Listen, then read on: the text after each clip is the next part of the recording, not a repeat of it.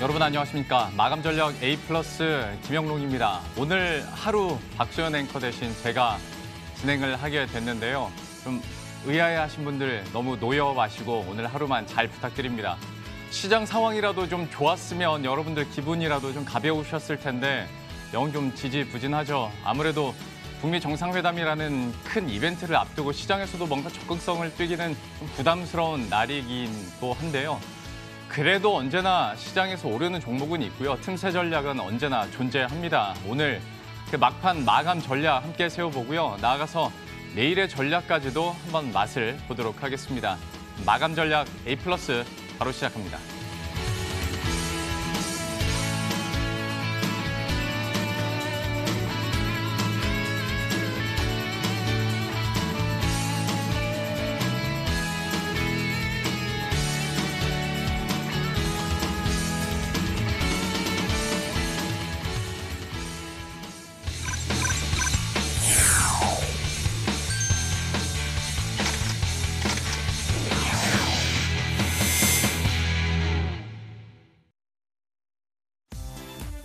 예, 이 종목은 대체 왜 오늘도 7개 종목 함께 살펴보고요. 전략과 함께 탑픽도 꼽아보도록 할 텐데요. 첫 번째 종목은 고영 보도록 하겠습니다. 현재 구간에서 5% 가까이 급락을 하고 있는데요. 스마트폰 수요 부진에 따라서 1분기 실적에 대한 부담감이 이렇게 주가에도 나타나고 있습니다. 특히 중국 내수 같은 경우에 지난 4분기에 전년 동기 대비했을 때 12%나 감소한 것으로 나타났는데요. 때문에 좀 실적에 대한 부담감으로 오늘 낙폭이 계속 5% 내외로 계속 이어지고 있고요. 현재 구간에서도 88,000원 선 지나가고 있습니다. 다음으로 이현제약 보도록 할 텐데요. 투자 소식이 있었습니다. 공장 신축에 1,600억 원을 투자하겠다. 회사 측에서는 바이오 케미칼 생산 기지로 신설할 계획이다라고 이야기를 하고 있는데요. 이현제약 같은 경우에 올해 들어서 꾸준한 상승세를 이어오고 있는 모습, 특히 오늘장에서 윗꼬리가 좀 크게 달리긴 했는데 그래도 좀 강세 급등 흐름 기록하고 있습니다. 5% 이상의 강한 상승 흐름 가운데서 17,350원 선 지나가고 있네요. 이어서 카카오 보도록 하겠습니다. 어제 뉴스가 하나 있었죠. 금융당국에서 금융결제 시스템을 핀테크 결제 사업자로 확대하겠다. 그리고 금융 결제 서비스 사용료를 줄이겠다라고 이야기를 하면서 아무래도 카카오뱅크도 운영하고 있고 카카오페이도 운영하고 있는 카카오에 대한 관심들이 계속 높아질 수밖에 없는데요. 오늘 장에서 이런 시세를 반영하면서 4.78% 현재 구간에서도 강한 상승 흐름이 이어지고 있고요. 10만 3천원 선 지나가고 있네요. 호텔 신라도 보도록 하죠. 요즘에 뉴스 보시면 이제 중국인 관광객들, 유커들이 다시 방문을 하기 시작했다. 점점 관광객이 늘어나고 있다. 이런 뉴스들 많이 보셨을 텐데요. 역시 면세점주들이 덕분에 강한 상승 흐름이 이어지고 있습니다. 호텔 신라 같은 경우에 역시 꾸준한 상승 흐름이 이어지면서 오늘 장에서도 2.75% 오르고 있네요. 85,800원 선 지나가고 있습니다. 정유주 한번 보도록 할 텐데 뉴스 많이 보셨을 겁니다. 간밤에 국제유가가 3% 이상 급락하면서 역시 정유주들에게는 이 뉴스가 좀 부담이 될 수밖에 없었는데요. 가뜩이나 트럼프 대통령이 트위터를 통해서 유가 너무 가파르게 오른다라는 얘기를 했기 때문에 여기에 대한 추가적인 부담감도 정유주를 짓누르고 있습니다. 다만 국내 정유주 같은 경우에는 어느 정도 전제 마진이 좋아질 거다라는 의견도 있으니까 앞으로의 흐름도 한번 봐볼 필요는 있어 보입니다. 이어서 한국항공우주 보도록 하죠. 실적 개선에 대한 기대감 얘기 나옵니다. 구체적인 힌트들은 없지만 그래도 어떤 국채 군수 사업이랄지 아니면 수륜 헬기 사업 이런 것들로 인해서 실적 개선이 나타날 거다라는 얘기들은 하고 있는데요. 참 주가도 가파르진 않지만 올해 들어서 스멀스멀 그래도 올라가고 있습니다. 오늘 장에서도 2.5% 오르면서 36,900원 선까지 회복을 한 상태입니다. 마지막으로 하나만 더 보도록 할 텐데 이건 얘기를 안 할 수가 없죠. 북미 정상회담 역시 기대감이 계속 있다 보니까 경협주들이 강세를 기록하고 있습니다. 북한 제재가 단계적으로 완화가 된다면 아무래도 첫 번째로는 인프라 관련주들이 수혜를 받을 거다라면서 건설주와 함께 역시 철도 관련주들이 강세를 기록하고 있는 건데요. 대표적인 게 대아TI 그리고 현대 로템 들 수가 있겠죠. 역시 4% 이상 동반 강세를 기록하면서 이번 이벤트에 대한 기대감 그대로 드러내고 있습니다. 자, 이렇게 오르고 떨어지고 있는 7가지 종목들 살펴봤는데요. 이 중에서도 종목 골라보고 또 탑픽도 함께 꼽아보도록 하죠. 오늘 프라임스탁의 정태근 팀장과 함께합니다. 어서 오십시오. 네, 반갑습니다. 안녕하세요. 하나하나 살펴보도록 할 텐데 네. 철도 관련주 당연히 얘기를 해봐야겠죠. 뭐 네. 기대감은 계속 있고 물론 뭐 대북 제재가 완화돼야 되긴 합니다만은 네. 그래도 시장은 움직이니까 팀장님께서는 철도 관련주 어떻게 보세요? 아마 김정은이가 기차를 타고 가서 철도주가 뜨는 게 아닌가 그 얘기 많이 하더라고요.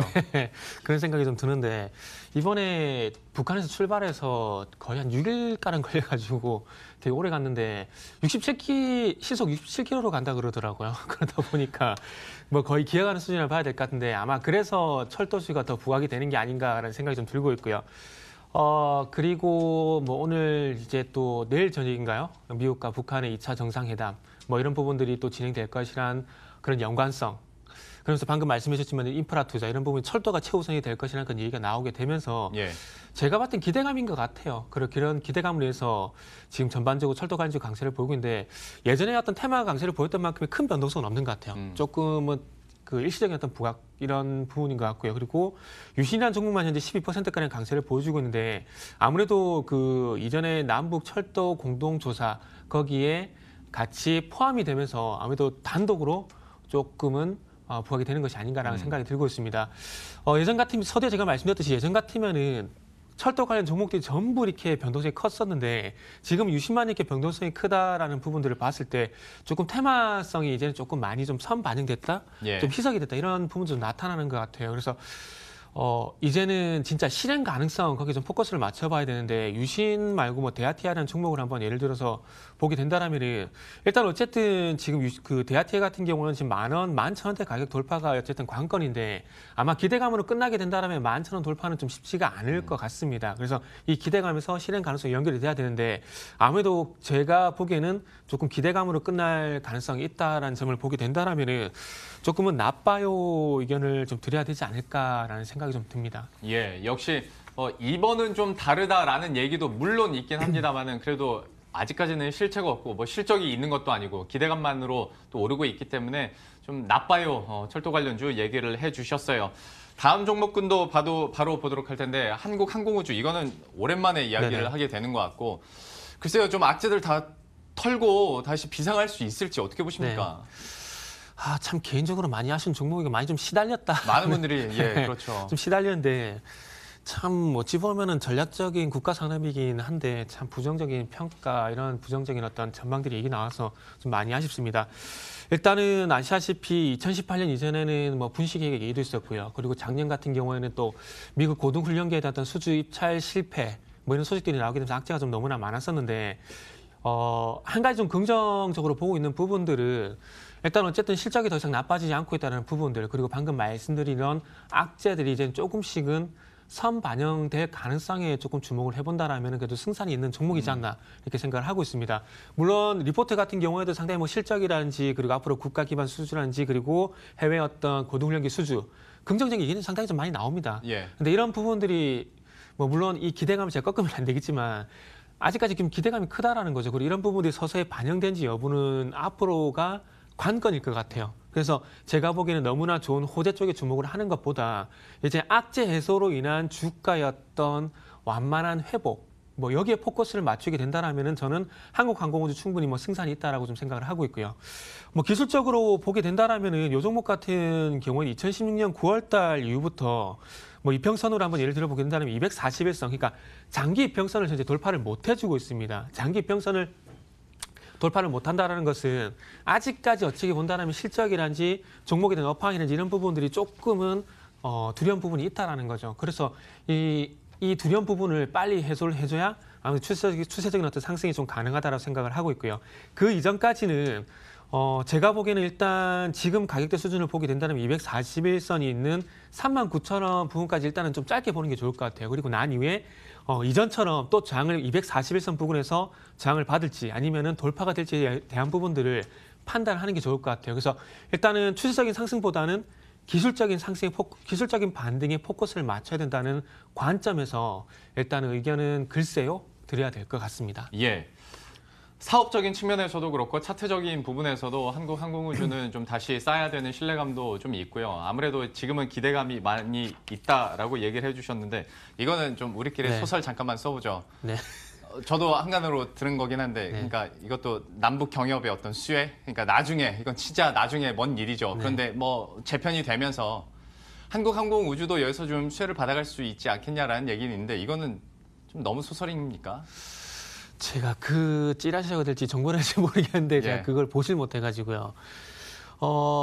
군수 사업이라는 것 자체가 없어지진 않을 것 같아요. 예. 뭐 지금 뭐 한국과 북한의 어떤 분위기 많이 개선되긴 했지만 어쨌든 만약에라도 진짜 통일이 되게 개편되는 된다면 과정에서 네, 하게 된다라면은 아무래도 한반도라는 어떤 지정학적 위치의 어떤 중요성을 보게 된다라면 군수 사업은 앞으로도 계속 통일이 되더라도 저는 유망 사업이라 생각을 하고 있습니다. 그렇게 된다라면은 지금보다 통일이 됐을 때 지금보다 제가 봤을 때 그 지정학적 위치로 인했던 어떤 그 군수 사업 일에 대한 부분 중요성이 더 부각이 될 것 같고요. 이런 부분들 좀 강하게 어떤 첨단 산업으로 보게 된다라면은 지금 보고 있는 한국항공우주 충분히 좀 부각이 될 것 같아요. 앞으로는 뭐 그 말 그대로 육군처럼 이렇게 그 군인 수를 늘리는 것보다는 무기 개체가 좀 많이 달라지지 그렇죠. 않겠습니까? 예. 그래서 그런 부분들 보면 첨단 산업으로 가게 된다라면은 뭐 미사일 예를 들면 LIG 넥스원처럼 미사일 체계도 중요하지만은 지금 화면에 보고 계신 어떤 항공기 사업, 전투기 사업 이런 부분도 정말 좀 중요하다고 생각을 하고 있습니다. 왜냐하면 중국도 그렇고 일본도 그렇고 지금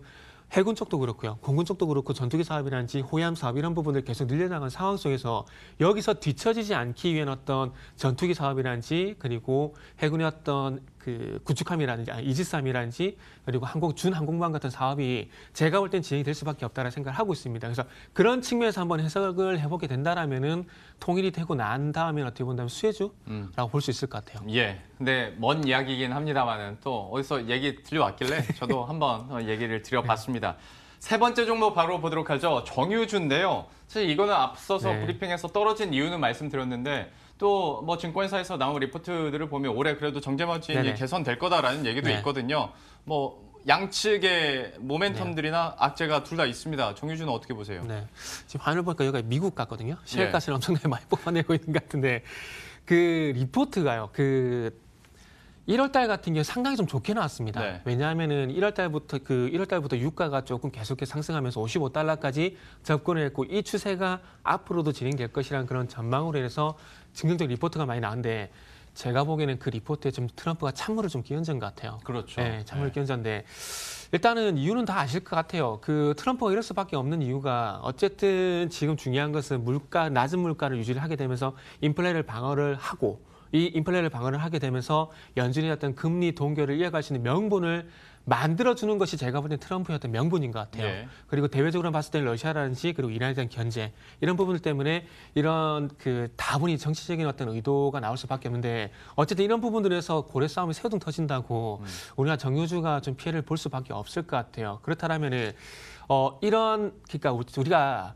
WTI라든지 이런 유가 같은 경우는 선물 시장인 거 잘 아실 겁니다. 현물보다는 선물 시장에서 많이 움직이는데 트럼프 이런 발언들로 인해서 제가 봤을 때는 유가 선물 매수 포지션이 상당히 위축될 가능성이 클 것 같아요. 즉 소위 전문가들이 많이 표현하고 있는 투시 미축 이런 부분들에서 유가가 당분간 55달러를 돌파하기 힘들다라는 점을 우리가 한번 파악을 해보게 된다라면은 아마 여기서 정제 마진이 늘어날 가능성은 조금 떨어진다라고 볼 수밖에 없을 것 같아요. 그렇다면은 여기서 유가가 상승하지 못하게 된다라면 당연히 정유주 같은 경우는 정제 마진에서 부정적인 얘기가 나올 수밖에 없고 예. 이런 부분들이 해소가 되기 전까지는 정유주의 어떤 상승의 어떤 발목을 잡는 요인이 될 수밖에 없을 것 같아요. 그래서 정유주 같은 경우는 저는 개인적으로 작년 10월 달부터 유가와 상당히 좀 커플링된 흐름을 좀 보이고 있다고 생각을 하고 있습니다. 그렇기 때문에 정유주를 보실 때는 1차적으로 유가 차트를 한번 참고를 해보시라 말씀드리고 싶고요. 그렇다면 여기서 정유주에 답이 없는가? 그건 아닙니다. 2017년도 같은 경우는 SK이노베이션, 그러니까 SK이노베이션 우리가 대표적으로 정유주라는 얘기를 많이 하잖아요. 그런데 정유주가 2017년도에 분기 영업이익이 1조 원을 넘는데 가장 큰 공을 한 것이 석유화학 부분입니다. 예. 그러니까 정제 마진 부분이 아니라 석유화학 부분이거든요. 이유는 유가가 싸다 보니까 이 정제 마진을 통해서 뽑아내는 1차 석유화학 원료 여기서 조금 마진을 많이 남겨 먹다 보니까 실적이 많이 개선됐거든요. 그렇다면 이 낮은 유가 속에서 1차적 정제 마진 이후에 발생되는 석유화학 원료, 그러니까 나프타라든지 벤젠 이런 부분에서 얼마만큼 마진 폭이 개선되느냐. 제가 봤을 땐 그런 부분이 아무래도 앞으로의 주가 방향이라든지 실적을 결정하는 요인이 되지 않겠나라고 생각을 하고 있습니다. 그래서 일단은 조금은 정유주 같은 경우에 뭐 단기적으로는 조금 주가가 약세를 볼 수밖에 없기 때문에 나빠요 의견을 드려야 될 것 같습니다. 뭐 정유화학주 같은 경우에는 투트랙으로 좀 여러 소식들을 보기는 해야 되긴 하겠습니다만은 국제유가 뭐 신경을 안 쓸 수가 없기 때문에 좀 정유주에 대해서는 나빠요 의견을 주셨고요. 역시 변동성에도 좀 갖고 계신 분들이라면 대비하셔야 될 것 같습니다. 다음 종목으로 호텔신라 보도록 할 텐데 요즘 뉴스들 보면 중국인들이 다시 돌아온다는 네네. 말 많이 하고 정부에서도 네. 또 많이 뭐 목표를 계속 상향하고 네. 있지 않습니까? 오늘 신세계도 그렇고 호텔신라도 잘 나가던데 좀 어떻게 보고 계세요? 저는 개인적으로 조금 호텔신라가 많이 좀 아쉬워요. 그러니까 어떤 측면에서? 실적 대비 조금 너무나 좀 저평가돼 있다? 그런 표현을 좀 빌리고 싶은데 왜냐하면은 호텔신라 같은 경우에는 2014년도 같은 경우에 연간 영업이 1,400억 정도 기록을 했습니다. 그러면서 주가가 14만 원까지 갔거든요. 그런데 제가 이 말씀을 왜 드리냐면 작년 같은 경우 호텔신라가 영업이익이 2,000억입니다. 그렇다면은 2014년도 영업이익이 1,400억 원일 때 주가가 14만 원을 갔다라면은 단순 계산으로 보게 된다라면은 작년에 영업이익 2,000억 정도 기록을 했기 때문에 적어도 한 18만 원까지 가는 게 정상이라는 거죠. 그런데 시장에서는 실적에 포커스를 맞추다가 갑자기 사드 리스크라는 어떤 미국과 중국의 무역 분쟁 이슈에 포커스를 맞추게 되면서 제가 보기에는 주가가 상당히 좀 아쉬운 흐름이 좀 전개가 되는 것 같아요. 그런데 하지만 악재라는 것이 제가 볼 때는 영원히 영향을 주지 못합니다. 호재가 또 영원히 지속될 수 없는 것처럼요. 그렇기 때문에 미국과 중국의 무역 분쟁 이슈가 올해 들어서는 어쨌든 조금은 선반영되고 있다는 점을 볼 때 제가 볼 땐 주가 회복 국면이 분명히 좀 나타나지 않을까라는 그런 기대감을 좀 가지고 있습니다. 그래서 호텔신라 같은 경우는 실속으로 어쨌든 뭐 4분기 실적 같은 경우는 예상치를 하회를 했음에도 주가 하락이 좀 제한되고 있는 상황이 악재 선반영에 대한 기대감이 분명히 있다. 뭐 이렇게 말씀드리고 싶고요. 그리고 좀 전에 지금 유가에 대한 부분도 좀 나눠봤는데 이런 유가에 대한 기대감들이 면세점 매출 확대로 나타나고 있다는 점을 볼 때도 앞으로 실적이 그래도 개선 여지가 충분히 있고 중국에 대한 기대감을 좀 펼칠 수가 있을 것 같아요. 그래서 한국항공우주도 지금 호텔신라처럼 이런 기대감들이 매출로 연결되는 부분을 좀 봐야 될 것 같아요. 그래서 호텔신라 같은 경우 어쨌든 이런 기대감들이 매출로 반영이 되고 이제 앞으로 실적으로도 반영될 가능성이 있다라는 점을 보게 된다라면은 제가 볼 때는 10만 원 돌파도 한번 기대를 해봐도 될 것 같아요. 그렇다면은 호텔신라 같은 경우에는 의견을 제가 너무 좋은 얘기를 드려서 아마 다 아실 것 같은데 좋아요 의견 드려야 될 것 같습니다. 예. 그러면 저도 탑픽을 여쭤봐야 되는데 네. 지금 네 종목 중에서 좋아요 나온 게 유일하게 이거 하나여서 그래도 직접 발표를 네네. 해주시죠. 제가 너무 이렇게 조금 편애를 좀 한 것 같아요. 호텔신라 쪽에만. 예. 그래서 다 아실 것 같은데 탑픽주를 그래서 호텔신라를 드려야 될 것 같습니다. 그래서 저는 네 섹터 중에서 일단 호텔신라 저는 탑픽주로 말씀 좀 드리고 싶네요. 예, 오늘 전해드린 네 가지 종목 중에서 호텔신라 탑픽으로 저희가 꼽아봤습니다. 지금까지 프라임스탁의 정태근 팀장과 함께했습니다. 고맙습니다. 네, 감사합니다.